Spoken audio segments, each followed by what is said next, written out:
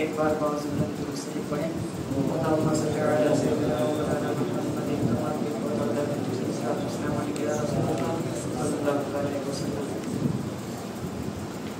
شریف کے 2-3 ہزار پیش کرو ملاد فرمائیں.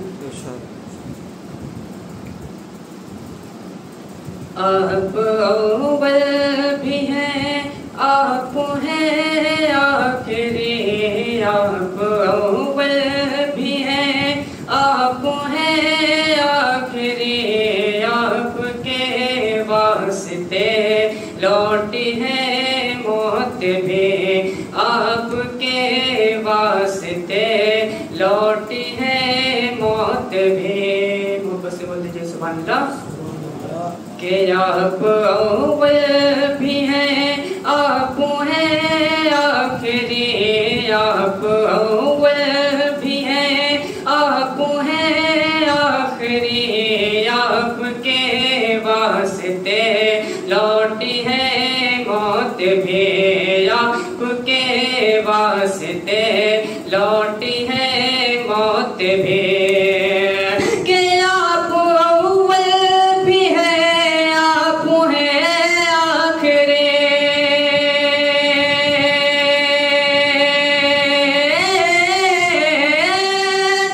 آپ اول بھی ہیں آپ ہیں آخری. آپ کے واسطے لوٹی ہے موت بھی. آپ کے واسطے لوٹی ہے موت بھی. ارے سب سے اعلیٰ والا ہمارا نبی. سب سے اعلیٰ والا ہمارا نبی. دونوں عالم کا دولا ہمارا نبی. دونوں عالم کا دولا ہمارا نبی.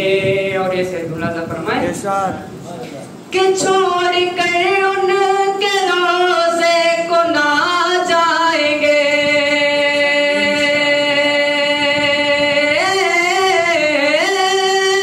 چھوڑ کر ان کے روزے کو نہ جائیں گے. صدقہ پنجتن ہر گھڑی چاہیے. صدقہ پنجتن ہر گھڑی چاہیے. ارے کون دیتا ہے دینے کو منہ چاہیے. کون دیتا ہے دینے کو منہ چاہیے. دینے والا ہے سچا ہمارا نبی. دینے والا ہے سچا ہمارا نبی. کون دیتا ہے دینے کو منہ چاہیے. دینے والا ہے سچا ہمارا نبی. اور آخری سر ملازم فرمائے کہ جن کے صدقے میں پلتی ہے یہ کائنات.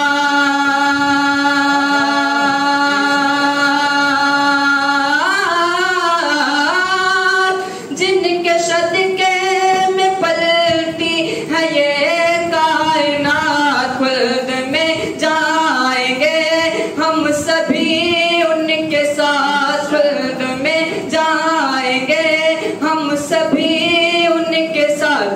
ارے جن کے طلبوں کا دھون ہے یا بے حیا. جن کے طلبوں کا دھون ہے یا بے حیا. ہے وہ جانے مسیحا ہمارا نبی. جن کے طلبوں کا دھون ہے یا بے حیات. ہے وہ جانے مسیحا ہمارا نبی.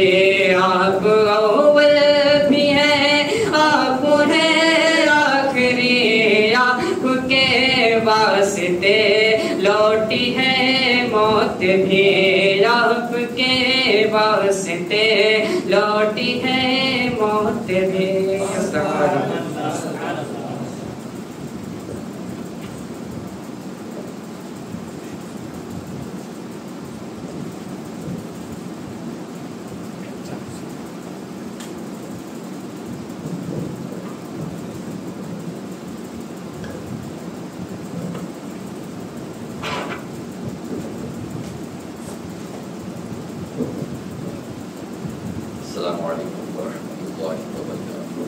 وعلیکم السلام ورحمۃ اللہ۔ الحمدللہ رب العالمین والعاقبۃ للمتقین والصلاۃ والسلام علی سید الانبیاء والمرسلین اما بعد۔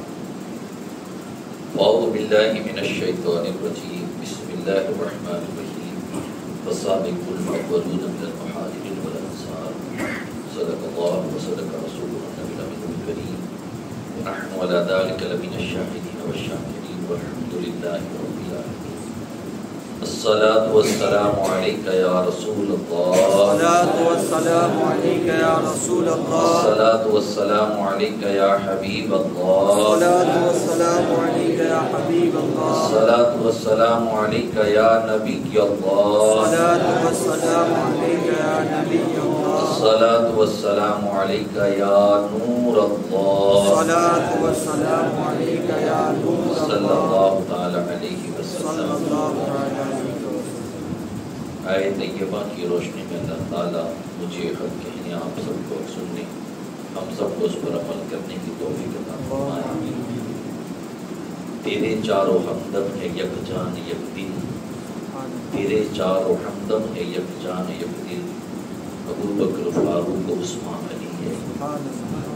میرے آقا صلی اللہ علیہ وسلم کے پیار دیوانوں، ماہ جرجہ شریف کا جب آخری اشرات آئے تو سال تو ختم ہوتا ہی ہے، لیکن ایک بڑی یادگار اس آنے والے دنوں میں، یعنی 26 تاریخ کو اسلام کی ایک عظیم ہستی اور وہ جن کے ذریعے سے اللہ تبارک و تعالیٰ نے دین کو عزت اور غلبہ عطا فرمایا، وہ سیدنا خلیفۃ الاسلام، خلیفۃ دوم، امیر المومنین عمر ابن خطاب رضی اللہ تعالیٰ عنہ کی شہادت کا دن ہے 26 ذی الحجہ شریف میں۔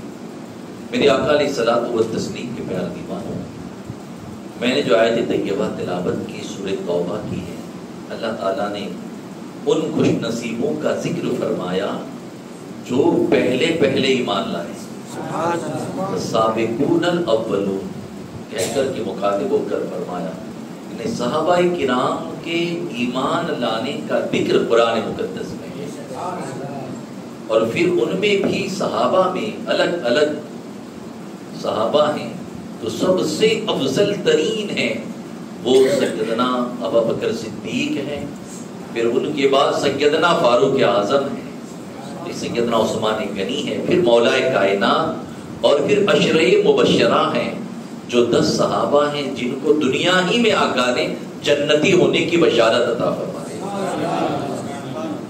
تو یہ سیدنا فاروق اعظم کی ذات وہ ہیں جو پہلے ایمان لانے والے بھی ہیں، ہجرت کرنے والے بھی ہیں، مہاجر بھی ہیں، اور میرے آقا صلی اللہ علیہ وسلم نے بشارت دی جنتی ہونے کی، ان میں بھی شامل ہیں۔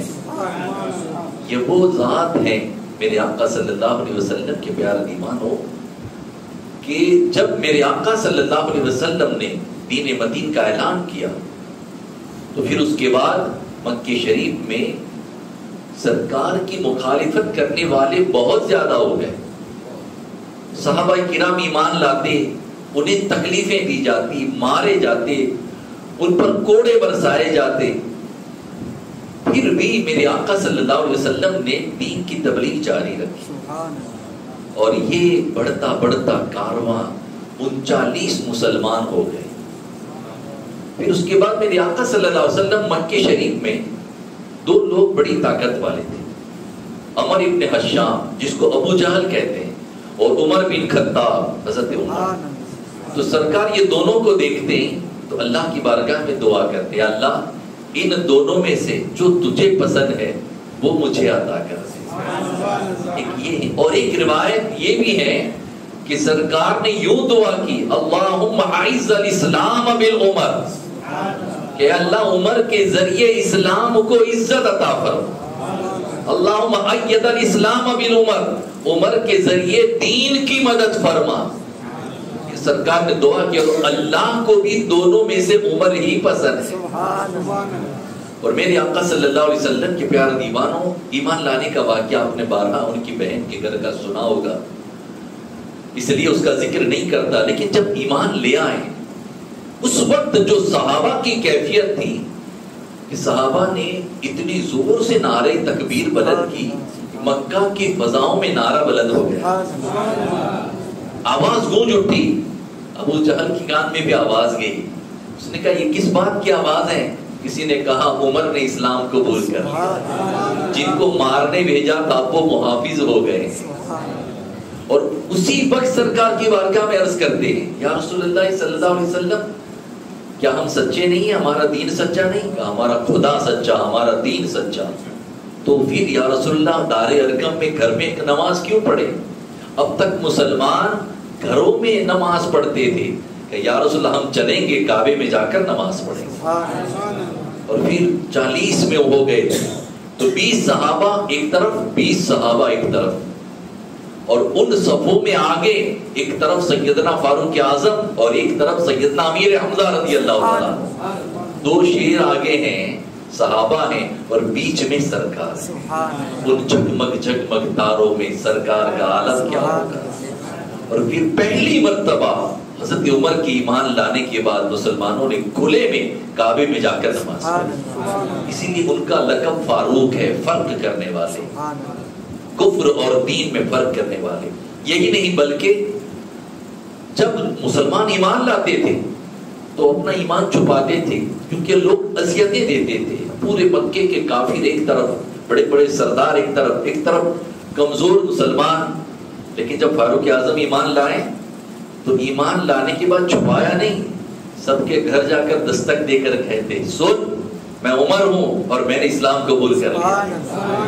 اب کسی کو سامنے آنا ہو تو آئے، انہوں نے چھپا۔ یہی بات ہجرت کے وقت بھی تھی، جب ہجرت فرض ہوئی، سرکار صلی اللہ علیہ وسلم پر ہجرت کا حکم ہوا، حضور نے ہجرت کر لی، صحابہ بھی جانے لگے کیونکہ فرض تھی، ہجرت جانا ہی تھا۔ اور صحابہ نے اس وقت اپنا سب کچھ مکے شریف میں چھوڑ کر اللہ اور اس کے رسول کے حکم پر دین کے لیے مدینہ شریف چلے گئے۔ سیدنا فاروق اعظم بھی ہجرت کرنے لگے۔ جب آپ ہجرت کرنے لگے تو دوسرے دو صحابہ تھے، وہ کمزور تھے، انہوں نے کہا کہ عمر اگر آپ ہجرت کر رہے تو ہمیں ساتھ لے لیں۔ خفیہ طور پر ان سے جا کر ملے، پھر اس کے بعد سیدنا فاروق اعظم نے کہا ٹھیک ہے، فلاں فلاں راستے سے آپ اس پہاڑی کے پاس آنا جہاں سے پھر مدینہ شریف کا راستہ جاتا ہے۔ پلان تیار ہو گیا اور پھر یہ دونوں صحابہ چھپتے چھپاتے وہاں پہنچ گئے۔ یہاں سیدنا فاروق اعظم رضی اللہ تعالیٰ عنہ گھر آتے ہیں، اپنا امامہ سجاتے ہیں، اپنا نیزہ، چھوٹا نیزہ کمر میں باندھتے ہیں، کمان کندھے پر لٹکاتے ہیں، تیر کا جو چھجا ہوتا ہے وہ ایک طرف رکھتے ہیں، پھر اپنی تلوار ہاتھ میں لیتے ہیں، بڑا نیزہ بھی لیتے ہیں، یعنی سارا سامان لیا، بالکل مکمل تیاری کی۔ پھر حرم میں آتے ہیں اور حرم میں آ کے طواف کرتے ہیں۔ پھر مکے کے وہ بڑے بڑے سردار بیٹھے ہوئے تھے، ان کو جا کر اعلان کرتے ہیں، اے لوگوں سنو، خطاب کا بیٹا عمر فلاں فلاں راستے سے مدینے کی طرف جا رہا ہے، کسی کو اپنی ماں کو بنا اولاد کا کرنا ہے، بیوی کو بیوہ کرنا ہے، بچوں کو یتیم کرنا ہے، عمر کے پیچھے آ جائے۔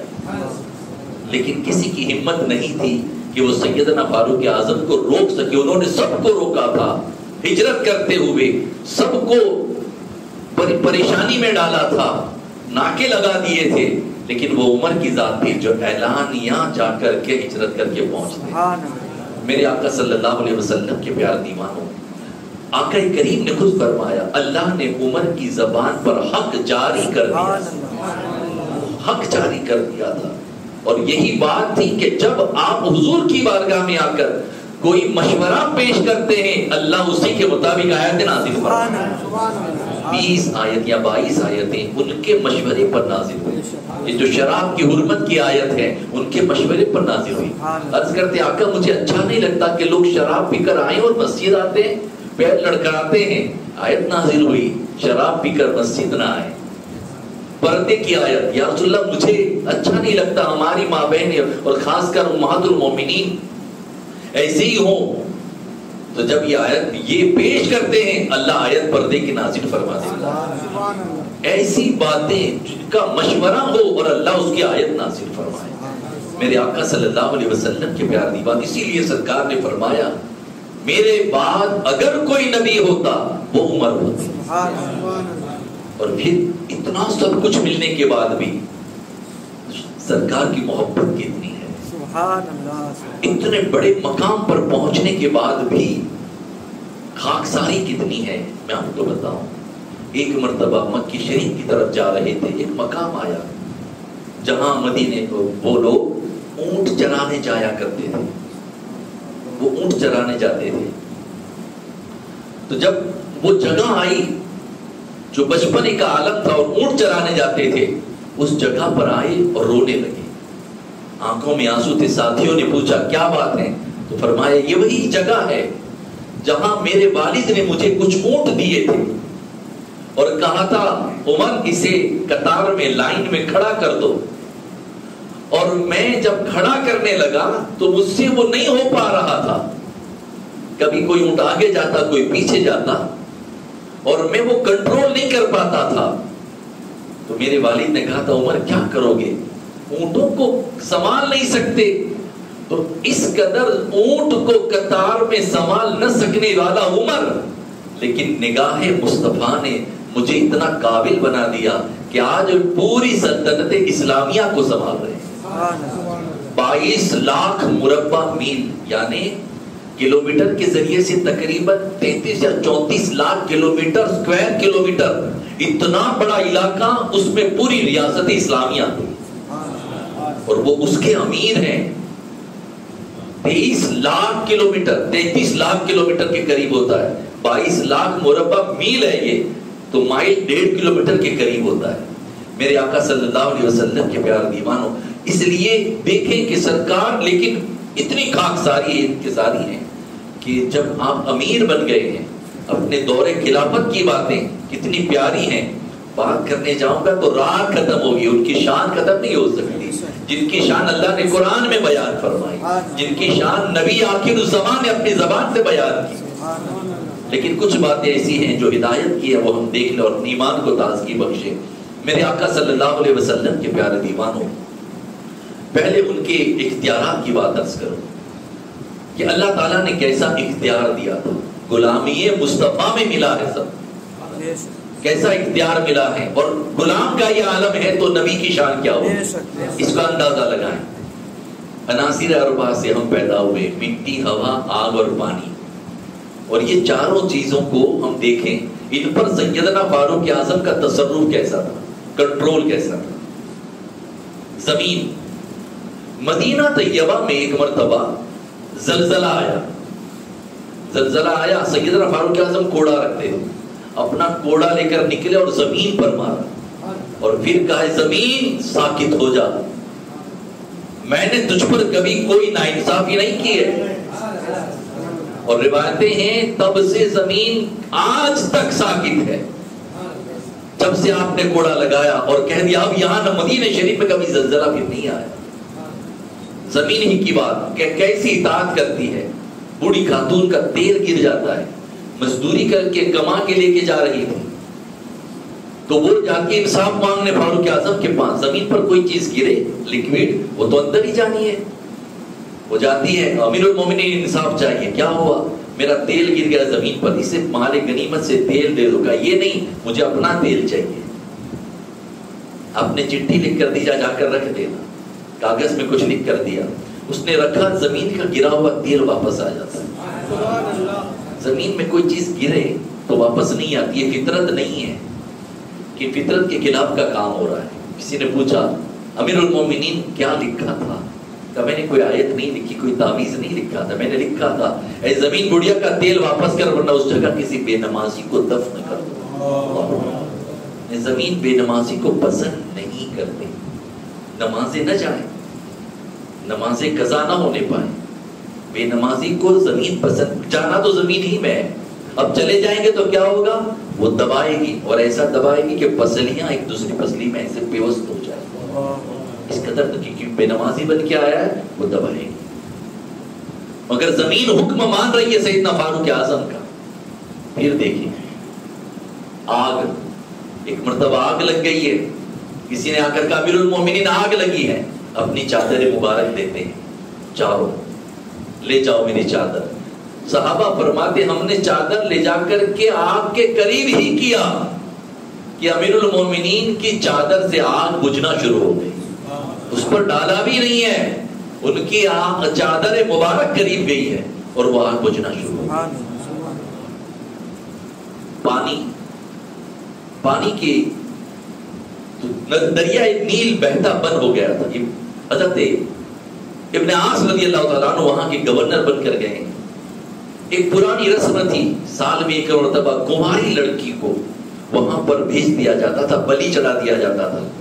یہ ایک رسم تھی. جب اسلام وہاں پہنچا تو دین جھوٹی رسموں کو ختم کر دیتا ہے. ابن عاص رضی اللہ عنہ نے فرمایا یہ نہیں ہوگا. لوگوں نے کہا کرنا پڑے گا ورنہ پانی نہیں بہے گا. آپ نے امیر المومنین کو خط لکھا، ایسا ایسا ہے. امیر المومنین نے خط اپنے گورنر ابن عاص کے نام نہیں لکھا، بلکہ خط لکھا دریائے نیل کے نام. اے دریائے نیل اگر تو اپنی مرضی سے بہتا ہے تو پھر بند ہو جائے، اور میں عمر اللہ کا بندہ تجھے حکم دیتا ہوں کہ اللہ کے حکم سے جاری ہو جائے. اور پھر یہ کاغذ کا لے جا کر کے دریائے نیل میں ڈالا، اور ڈالا گیا اور پانی واپس جاری ہوا. جاری ہی نہ ہوا، 16 ہاتھ اوپر بھی ہو گیا، اور وہ تب سے جاری ہے، آج بھی جاری ہے، پھر کبھی نہیں سکھا ہے اور قیامت تک نہیں سکھے گا، کیونکہ عمر کی زبان پر اللہ نے حق کو جاری کر دیا. انہوں نے کہہ دیا جاری ہو جا تو وہ جاری ہی رہے گا میرے آقا. اور پھر پانی کا اور ایک واقعہ، ابن عاص رضی اللہ تعالیٰ عنہ خود ہے، فرماتے ہم ایک جنگ کے لیے جا رہے تھے، راستے میں سمندر آیا، دریا آیا، یعنی ندی جس کو ہم اپنی زبان میں کہتے ہیں. ایک دریا آیا، دریا پار کر کے اس طرف دشمن کا لشکر کھڑا ہے، یہاں مسلمان ہیں. اب پار کیسے کرنا، کشتیاں نہیں ہیں. ابن عاص فرماتے ہیں کہ میں نے اپنے مجاہدین سے کہا کہ اے لوگو، ہم دین کے لیے اور اللہ و رسول کی رضا کے لیے نکلے ہیں، ہم دریا گھوڑوں کو ڈال کر پار کر دیں گے. اور پھر کنارے جا کر کہتے ہیں دریا سن، ہمیں امیر المومنین عمر ابن خطاب نے بھیجا ہے اور ہم اللہ و رسول کی رضا کے لیے جا رہے ہیں. اور پھر جانا شروع کیا. جیسے ہی گئے، سلمان فارسی بھی اس میں موجود ہے. سلمان فارسی فرماتے ہیں کہ ایسا لگ ہی نہیں رہا تھا کہ ہم پانی پہ چلتے ہیں، ایسا لگتا تھا ہم زمین پہ چل رہے ہیں. زمین جیسے کہ پانی جیسے کہ جم گیا.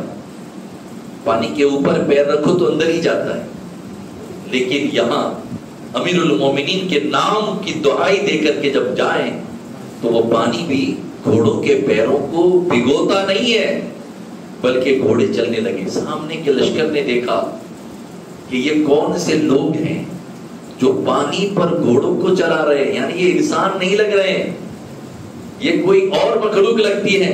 وہ بنا میدان جنگ کیے ہی بھاگ گئے، بنا جنگ کیے ہی بھاگ گئے کہ یہ ان سے ہم لڑ نہیں سکتے. اور پھر اور ایک بڑی بات پیاری بتاؤں کہ سیدنا ابن عاص رضی اللہ تعالیٰ عنہ نے صحابہ سے پوچھا، مجاہدین سے کسی کی کوئی چیز گری تو نہیں پانی میں؟ تو ایک نے کہا حضور میرا لکڑے کا پیالہ گر گیا. پانی، ان کا لکڑے کا پیالہ واپس کر. تو وہ پانی کے اوپر آ جاتا ہے اور وہ اپنا پیالہ واپس اٹھا کے لیتے ہیں. یہ شان ہے سیدنا فاروق اعظم کی. ہوا کی بات بتاؤں، آخری بات چوتھی. آپ ایک مرتبہ جمعہ میں خطبہ دے رہے ہیں اور پھر دوران خطبہ کہتے ہیں یا ساریۃ الجبل، اے ساریہ پہاڑ کی طرف اپنے لشکر کی پیٹ کرو اور جنگ کرو. صحابہ کرام جو سن رہے تھے انہوں نے دیکھا کہ کیا بات ہے. انہوں نے تاریخ نوٹ کر کے رکھی، کچھ تو ہوگا، اور یہی ہوا. ادھر ساریہ نہاون، یعنی یہ ایران میں آیا، کئی کلومیٹر دور ہے سعودی اور ایران، تو وہ ایران میں جنگ کر رہے ہیں. تو ہمارے امیر کی شان یہ ہے کہ وہ اپنے امامت مصلی پر بیٹھ کر خطبہ دیتے ہوئے بھی اپنے لشکر کی قیادت کر رہے ہیں، دیکھ بھی رہے ہیں. اور یہاں ہمارے بزرگوں نے فرمایا یہ روایت ہمیں ملی نہاون تک کی کہ وہاں کا دیکھا، پتا نہیں وہ کہاں تک دیکھتے ہو. یہ تو روایت ہے، اس لیے ہمیں ایک مقام پتا ہے کہ وہ یہاں تک دیکھ رہے ہیں، ورنہ وہ کہاں دیکھتے ہوں گے اللہ و رسول بہتر کہ وہ کتنا دیکھتے ہیں. تو یہ روایت سے ہمیں اتنا پتا چلا، دیکھا بھی، کنٹرول بھی کر رہے ہیں، ہدایت بھی دے رہے ہیں. اور سامنے بھی ایسے غلام ہیں جو یہاں کی آواز وہاں سن رہے ہیں، ادھر بھی ویسے ہی غلام ہیں جو سن بھی رہے ہیں. تو جب غلاموں کا یہ عالم ہے پھر نبی کتنا سنتے ہو. یہ غلام سن رہے ہیں تو ہم یہاں سے پکارتے ہیں نا تو یقیناً سرکار سن رہے ہیں. ہم دل سے درود پڑھتے ہیں، آقا خود سن لے. ہم سلام دل سے کریں، آقا سن لے. یہ تو غلاموں کی بات ہو رہی ہے، سرکار کی تو بات ہی الگ ہے. تو میرے آقا صلی اللہ علیہ وسلم کے پیارے دیوان یہ آواز گئی تھی کیسے؟ تو ہمارے علماء فرماتے وہ ہوا ہی تو لے گئی تھی.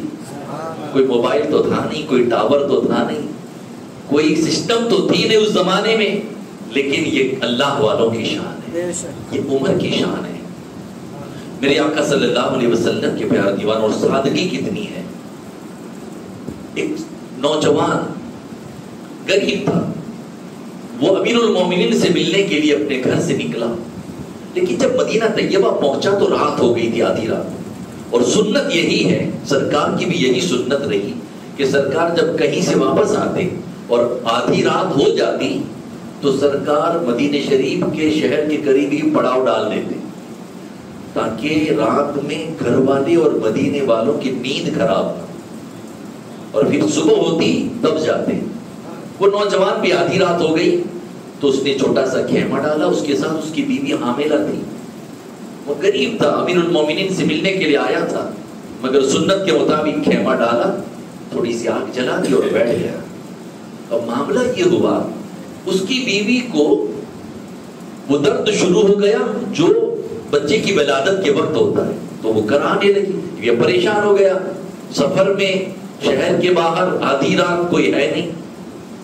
اور امیر المومنین سیدنا فاروق اعظم کا دستور تھا رات میں پورے مدینہ شریف میں گشت لگاتے تھے اور دیکھتے تھے کون پریشان ہے، کون کیا ہے. سب کے گھروں کی آوازیں سنائی دیتی کیونکہ ہماری طرف بڑے بڑے مکان نہیں تھے، کچے کچے چھوٹے مکان تھے. تو آپ نے دیکھا سامنے ایک آگ جل رہی ہے، غلام کو بھیجا جا کر دیکھو کون ہے، وہاں آگ جل رہی ہے. اس نے جا کر غلام نے پوچھا کون ہے بھائی، تجھے کیا ہے بھائی؟ اس نے آنے والے نے ڈانٹ دیا، میں کیوں بتاؤں کون، آپ کون ہو؟ تو وہ تو آ کر کہا کہ امیر المومنین وہ نام نہیں بتاتا اس پر سے، وہ تو کہتا تجھے تو کون ہے پوچھنے والا. خود جاتے کیا بات ہے بھائی کون ہو؟ کہا میں امیر المومنین سے ملنے آیا ہوں، آدھی رات ہو گئی تھی اس لیے یہاں خیمہ لگا دیا ہے، اور صبح ہوگی تو ملاقات کریں گے. لیکن خیمے میں سے عورت کی کراہنے کی آواز سنی، پوچھا کیا بات ہے؟ تو اس نے کہا کہ میری بیوی ہے اور اس کو بچے کی ولادت کا درد ہو رہا ہے. فوراً جاتے پلٹتے، ٹھہر میں آتا ہوں. اپنے گھر جا کر اپنی اہلیہ کو جگا کر کہتے ہیں کہ کیا کوئی ایسی نیکی جو بہت بڑی ہو تو کر لے اور اللہ راضی ہو، چاہے گی؟ اس قدر پہلے ابھارتے ہیں. بیوی نے کہا کیوں نہیں؟ تو کہا ایک میرا دوست ہے، اس کی بیوی کو اس وقت بچے کی ولادت کی گھڑی ہے، ضرورت کا سامان لے لو اور چلتے ہیں. آپ کی بیوی نے فوراً سامان لیا، کچھ لکڑیاں لی، کہا امیر المومنین لکڑی آپ اٹھا لو. خود لکڑی اٹھاتے ہیں، بیوی دوسرا سامان لیتی ہے، دونوں جاتے ہیں اور وہ اندر چلی جاتی ہیں خیمے میں اور پھر اپنا کام کرنے لگتی. یہاں وہ نوجوان پہچانتا نہیں ہے یہ امیر المومنین ہے، تو کہتا ہے ارے وہ آنے والے شخص کیا تمہاری بیوی کو یہ سب کام آتا بھی ہے، انہیں اس کا انوبھو ہے، ایکسپیرینس ہے؟ کہ پھر ویسے لے کے آ گئے. یعنی اس کو کشمکش تھی کیا ہوگا، پریشانی میں تھا. کبھی کہتا مجھے پانی پلاؤ تو سیدنا فاروق اعظم پانی دیتے، کیوں؟ وہ پریشان تھا. آپ اس کے ساتھ اچھی بات کرنے لگے، بہلانے لگے اس کا دل. آنکھ جلائی تو وہ پھونک لگائی تو داڑھی میں اس کے دھوئیں کی اٹھ کر کے پوری داڑھی میں لگ گئی، لیکن پھر بھی آپ اس کے کام میں لگے رہے۔ تھوڑی دیر کے بعد خیمے سے بچے کی رونے کی آواز آئی، ولادت ہو گئی۔ آپ کی اہلیہ نے کہا امیر المومنین اپنے دوست کو خبر دو بیٹا ہوا ہے۔ جیسے ہی سنا اس نوجوان نے امیر المومنین کھڑا ہو گیا، جیسے اس کے پیروں کے نیچے زمین نکل کے کیا ہو گیا ہے، میں کس کے ساتھ اچھے سے پیش نہیں آ رہا تھا اور جن کو ملنے آیا وہی میرے سامنے، وہی میری مدد کر رہے ہیں اور کہتے نہیں ہیں کہ میں امیر المومنین۔ اس نے بہت عاجز سے کہا تو آپ نے فرمایا میں امیر المومنین تو ہوں لیکن میں تو مسلمانوں کا خادم ہوں۔ یہ بدو کہاں آیا ہے؟ شہر مدینہ میں آیا ہے۔ یہاں میرے آقا نے غریبوں کی اور کمزوروں کی، بیواؤں کی، یتیموں کی مدد کی ہے، تو بھی غریب ہی آیا ہے، تیری مدد ہی کرنا میرا کام ہے۔ یہ شان، یہ اتنی انکساری ہیں۔ صحابہ فرماتے ہیں کہ آپ کا خط پڑھ کر کیسر و کسرا اپنے ملک میں اپنے تخت پر لرزتے تھے، لیکن آپ جب کپڑے پہنتے تھے تو کپڑے پر 4 بیبل لگے ہوتے تھے، اور لوگوں کو حق اتنا دیا تھا بولنے کا کہ ایک مرتبہ مال غنیمت سے سب کو ایک چادر سب کے حصے میں آئی، سب کو بانٹ دیا، آپ کے حصے میں بھی ایک چادر، یعنی کہ امیر المومنین نے تو زیادہ لے لی۔ دوسرے دن وہی چادر کا کرتا بنا کر کے آپ نے پہنا تو ایک شخص کھڑا ہو گیا، اس نے کہا امیر المومنین کیا آپ نے 2 چادریں لی؟ کیونکہ چادریں جس کے حصے میں بھی آئی ہیں وہ اتنی بڑی تو نہیں تھی کہ جبہ بنے، کرتا بن سکے، آپ نے بنایا کیسے؟ تو یہ نہیں تھے کہ میں امیر ہوں تو سوال کرنے والا کون ہے، ایسا نہیں تھا، بلکہ فرماتے ہیں اے پوچھنے والے سرخ، اس کا جواب میرا بیٹا دے گا۔ عبداللہ کھڑے ہوتے کہتے ہیں چادر اتنی تھی کہ کسی کا جبہ نہ بنے، اور میرے والد ماجد کا جبہ جس میں 4 بیون لگے تھے نا، اس لیے میں نے اپنی چادر انہیں عطا کر دی اور 2 ملا کر بنا ہے۔ یہ ہیں انکساری اور یہ انصاف ہے کہ کوئی بولے، سوال کرے، انہیں سزا نہیں ہوتی تھی، ان کو اطمینان بخش جواب دیا جاتا تھا۔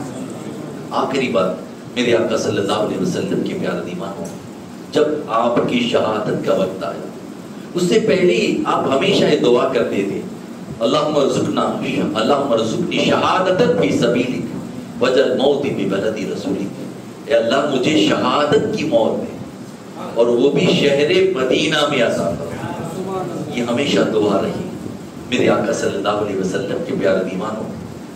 نماز فجر کا وقت تھا، جب جماعت کھڑی ہوتی تھی تو حضور کی سنت کے مطابق امیر المومنین نے بھی لوگوں کو صفے درست کرنے کا حکم دے دیا، اور پھر اس کے بعد جیسے ہی آپ نے تکبیر تحریمہ کہی، فیروز نامی غلام جو جس نے زہر میں بجھا ہوا 2 دھاری خنجر تھا وہ لے کر دوڑا اور امیر المومنین پہ وار کیا۔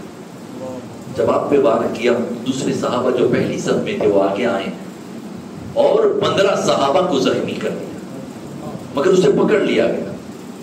اب دیکھیں، آپ زمین پر آ گئے، جب زمین پر آ گئے تو آپ کو ایک طرف کیا گیا، اسی وقت آپ نے عبد الرحمن بن عوف رضی اللہ تعالیٰ عنہ کو حکم دیا کہ عبد الرحمن پہلے نماز پڑھاؤ فجر با جماعت، یہ نہ ہو میری وجہ سے مسلمانوں کی جماعت ترک ہو جائے۔ اور پھر پہلی صف کے لوگوں کو پتا تھا اور دوسری صف، زیادہ لوگوں کو پتا بھی نہیں تھا آگے کیا ہوا۔ کیوں؟ کیونکہ جیسے جمعہ میں مسجد نبوی شریف اس دن بھری رہتی تھی، فجر میں بھی اتنی ہی بھری رہتی تھی، ہر نماز میں لوگ اتنے ہی ہوتے تھے جتنے جمعہ میں ہوتے تھے۔ ہماری طرح نہیں جمعہ میں مسجد فل، اس کے بعد پھر خالی، یعنی ہماری طرح فجر نہیں تھی، وہ چند نمازی، پورے مدینہ طیبہ کے لوگ اس نماز میں شامل ہوتے تھے، بعد جماعت نماز ہوتی تھی، اس لیے پیچھے والوں کو تو پتا بھی نہیں تھا کہ آگے کیا ہوا۔ عبد الرحمن بن عوف کھڑے ہوئے آگے اور چھوٹی چھوٹی آیتوں سے آپ نے نماز مکمل کرائی۔ یہاں ایک درس ہے. وقت کے امیر زخمی ہے، وقت کے امیر، اور نماز کا وقت ہے. انہوں نے بھی حکم دیا اور صحابہ نے بھی باجماعت پڑھی. ہمارا گھر کا کوئی بیمار ہو جائے، ہاسپٹل میں ہے، ہماری کتنی نمازیں چلی جاتی ہے، کتنی نماز چلی جاتی ہے. کوئی بہانہ نہیں چلے گا قیامت میں کہ میرے والد بیمار تھے، میری ماں ایڈمٹ تھی، میری نماز اس لیے گئی. کوئی بہانہ نہیں چلے گا. نماز تو پڑھنی ہے. صحابہ نے باجماعت پڑھی. یہی نہیں، آپ جب ہوش میں آئے تو پھر آپ نے بھی، ابھی وقت باقی تھا فجر کا، ختم نہیں ہوا تھا، تو کہا تھا کھڑے ہونے کی طاقت نہیں ہے، ایسی حالت میں اپنی آخری نماز کی نیت کر کے نماز مکمل کر دی. زخمی حالت میں اپنی نماز قضا نہیں ہونے دیتے.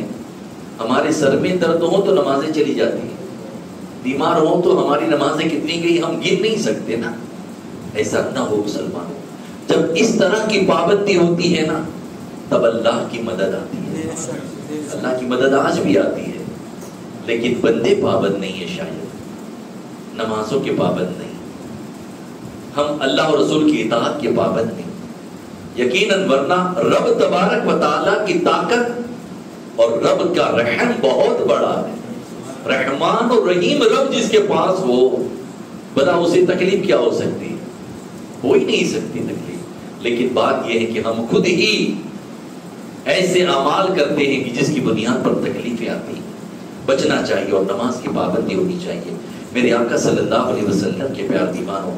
اور پھر جب ہوش آیا تو آپ نے فرمایا، اپنے بیٹے کو کہا کہ جاؤ جا کر ام المومنین سیدہ عائشہ کے پاس اور اجازت طلب کرو.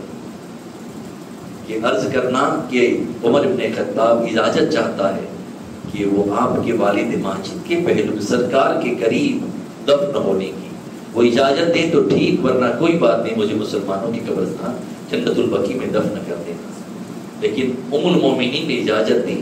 اور پھر سرکار کے پہلو میں سیدنا ابو بکر صدیق ہیں اور پھر ان کے پہلو میں سیدنا فاروق اعظم. میرے آقا صلی اللہ علیہ وسلم کے پیار دیوانوں، حضور صلی اللہ علیہ وسلم نے ارشاد فرمایا، قیامت میں اپنے دونوں وزیروں کے کندھوں پہ ہاتھ رکھ کے اپنی قبر انور سے باہر آؤں گا. یہ دونوں وزیر ہیں سرکار کے. دنیا کے دو وزیر یہ ہیں اور آسمانوں کے وزیر سیدنا جبریل اور میکائیل علیہ السلام ہیں. یہ زمین کے وزیر ہیں جو آج بھی سرکار کے ساتھ ہیں. اور پھر سرکار نے فرمایا کہ بندہ وہی دفن کیا جاتا ہے جس مٹی سے وہ بنتا ہے. ہماری تدفین وہی ہوگی جس مٹی سے ہم بنے ہیں. پھر آقا نے فرمایا میں ابو بکر اور عمر ایک ہی مٹی سے بنے ہیں، اور اسی لیے تو سرکار کے ساتھ آرام فرمایا. تو یہ شان والی ذات ہیں. اللہ نے وہ شان والے عمر ہمیں عطا فرمائے. ہمارے علماء فرماتے ہیں اگر کسی کی کوئی دعا قبول نہ ہوتی ہو یا کسی پر کوئی ظلم کرتا ہو تو عمر ابن خطاب کے انصاف کا وسیلہ لے کر رب کی بارگاہ میں دعا کرے، اللہ اس کی تکلیفوں کو دور فرمائے.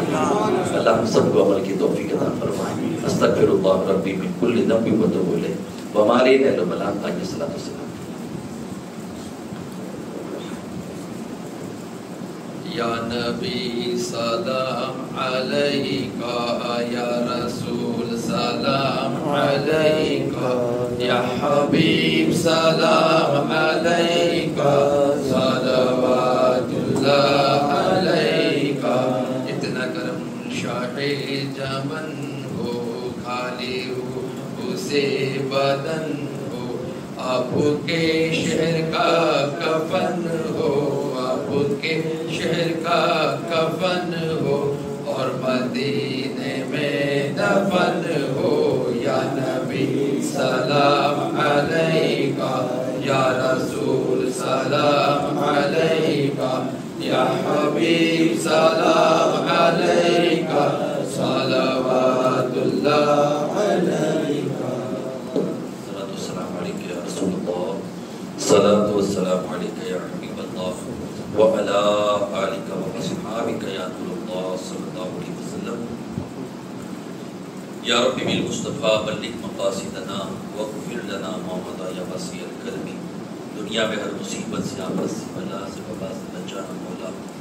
عقبا میں نہ کچھ رنج دکھانا مولا. بیٹھے جو درے پاک پیغمبر کے حضور ایمان پہ اس وقت اٹھانا مولا. مولا کریم تیرے حبیب کے نعرے پاک کا واسطہ ہماری محفل کو قبول فرما، ہماری حاضری کو قبول فرما، ہماری خطاؤں کو معاف فرما، ہمارے والدین کی مغفرت فرما، تمام مومنین کی مغفرت فرما. امت مسلمہ پر رحم فرما، امت مسلمہ پر کرم فرما، امت مسلمہ کو خوشحالی عطا فرما. سیدنا عمر ابن خطاب رضی اللہ تعالیٰ عنہ کی عملی زندگی کا واسطہ ہم سب کو نمازوں کا پابند بنا، سنت رسول کا پابند بنا، تلاوت کا پابند بنا، نیکیوں سے محبت عطا فرما، گناہوں سے نفرت عطا فرما. مولا کریم سیدنا عمر فاروق اعظم کا واسطہ کریم، مولا تعالیٰ ان کی عدالت کا، ان کے فیصلوں کا، انصاف کا واسطہ جتنے جھوٹے مقدمے، غلط مقدمے مومنین پہ رائج ہیں مولا، ان سب کو نیست و نابود فرما دے اور سب کو انصاف عطا فرما. مولا کریم غفور رحیم مومنین کی جان، مال، عزت اور ایمان کی حفاظت فرما. مولا تبارک و تعالی ہم سب کی گھریلو و باہری زندگی کو بہتر بنا، سب کی پریشانیوں کو دور فرما، سب کی مصیبتوں کو دور فرما، بیماروں کو شفائیں عطا فرما. مولا تبارک و تعالی بے روزگاروں کو روزی عطا فرما. مشکل دور میں مومنین کی حفاظت فرما، مومنین کی مدد فرما، ایمان کی سلامتی عطا فرما، ایمان پر مدینے کی گلیوں میں موت عطا فرما، دفن ہونے کو جنت البقیع میں 2 گز زمین عطا فرما، وہیں سے ہمارا حشر فرما. ان اللہ و ملائکتہ یصلون علی النبی یا ایھا الذین آمنوا صلوا علیہ وسلموا تسلیما. علی النبی وعلیہ صلی اللہ علیہ وسلم صلاۃ و سلام علیک یا رسول اللہ صلی اللہ علیہ وسلم. وقوموا الى الله ان الله بصير بالعباد برحمته.